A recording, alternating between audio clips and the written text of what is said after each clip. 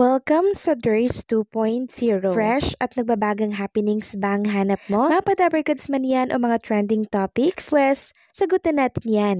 Kaya naman isubscribe nyo na ang ating channel para sa mga nagbabagang balita everyday. So ayan, welcome back again sa ating YouTube channel mga Kadabarkads. And for today's video, ang pag-uusapan natin ay tungkol sa mga importanteng kaganapan sa loob at sa labas ng Itbulaga. So bago po ang lahat, dinagsa po ang Itbulaga Studio ng mga nagagandahang binibining Pilipinas. Punong-puno po ang Itbulaga Studio ng mga live audience at meron po silang mga dalang pagkalalaking banner para po ito sa pagbati po ng happy birthday kay Raisa May Dizon.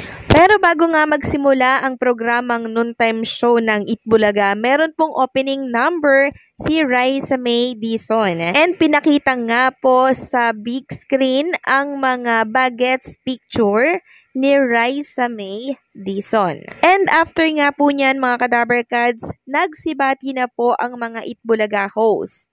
Ayon nga po kay Maine Mendoza, every time na may kailangan si Raisa May Dizon ay pwedeng-pwede siyang lumapit kay Ate Maine Mendoza. Samantalang ang wish naman po ni Paolo Ballesteros, sana daw ay magka-boyfriend na si Raisa May Dizon. So ang majority po na wish ng mga Dabarkads host natin kay Raisa May Dizon, syempre, yes, good health, beauty, and love. Ayon yan kay Tito Soto. And after nga po ng pagbati ng mga Itbulaga host natin, nagpasalamat po si Raisa May Dizon sa mga sumusuporta po sa kanya, mga Raisanatics, no, mga fanatics po niya, and syempre ang Dabarkads, ang Itbulaga family, and syempre ang mga taong sumusuporta sa programa po nila na Itbulaga. And syempre pinasalamatan din po ni Raisa May Dizon ang kanyang pamilya, ang kanyang mommy na walang sawa, talagang inagaan po siya. Hatid sundo po sa Itbulaga.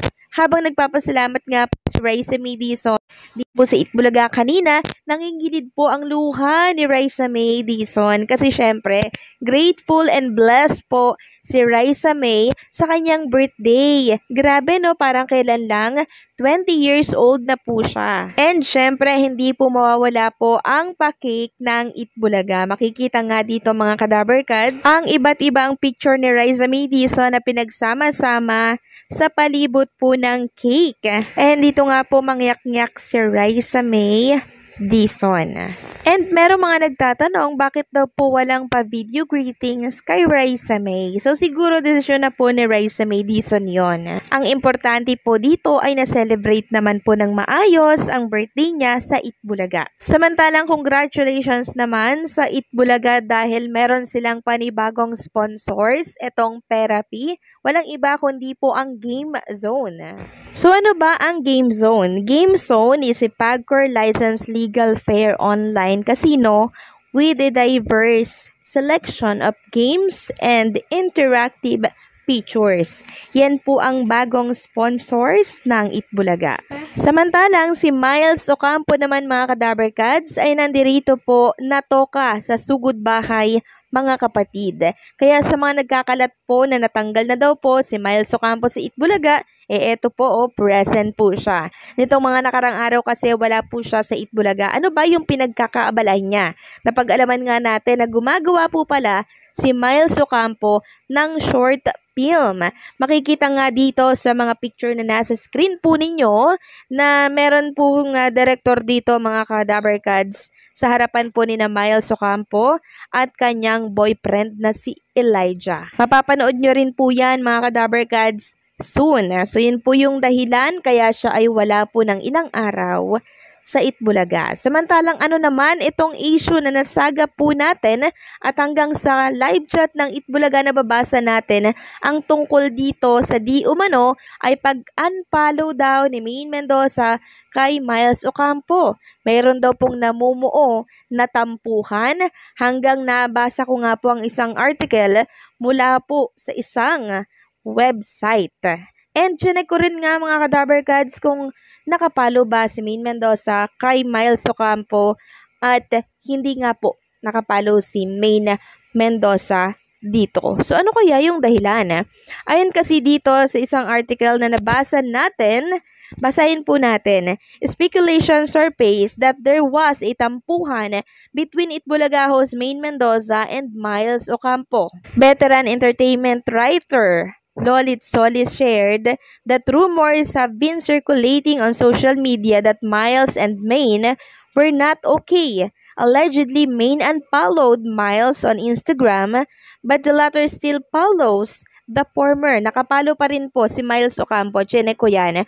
Pero si Maine Mendoza, hindi po nakapalo kay Miles Ocampo. Pero si Arjo Atay din nakapalo naman po kay Miles Ocampo. Si Maine Mendoza lang talaga, no? Sabi pa dito, netizens also noticed that in one of the segments of Itbulaga, Maine and Miles used to be together, but in recent episode, the Raisa Madison replaced Miles. With this, some netizens recalled the friendship that Miles had with other celebrities. Bigla nga nilang naalala na close friend si Miles noon kay Catherine Bernardo, pero bigla na lamang di umano nag-iwasan ang dalawa na parang ganon din daw sa kanila ni Charlene San Pedro na nakasama rin nila sa Going Bulilit noon, Lolit mentioned in her article. Then, some netizens connected this rumored tampuhan between Maine and Miles to the decision of the latter to leave Mahas Talent Management Company.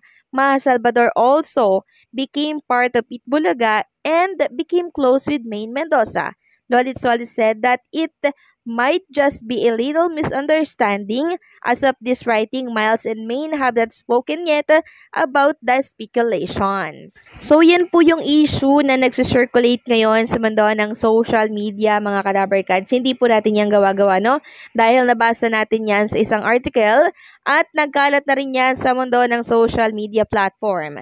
Kung inyong natatandaan, nung nakaraan, nag-Thailand pa po sila Maine Mendoza, Miles Ocampo, 'di ba, kasama si Ian Red and syempre si Alan Kay. Ngayon magugulat ka na bakit may mga ganitong issue na nagsisirculate dahil yan doon sa pag-unfollow di umano ni Maine Mendoza kay Miles Ocampo. So ano kaya ang dahilan, mga Kadabarkads? Kasi ako kanina habang nanonood ako ng Itbulaga, pinagmamasdan ko si Maine Mendoza and syempre si Miles Ocampo. So ano nga kaya yung problema, mga Kadabarkads? May tampuhan nga kayang nangyayari kay Maine and Miles? Nako, sana basagin po nila ang tungkol sa isyong yan.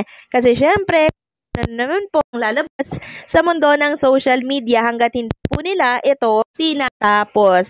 And for sure, after ng update natin ito kung ano-ano na po yung lalabas sa mundo ng social media, mga Kadabarkads, kung ano-anong issue at usapin na po yan.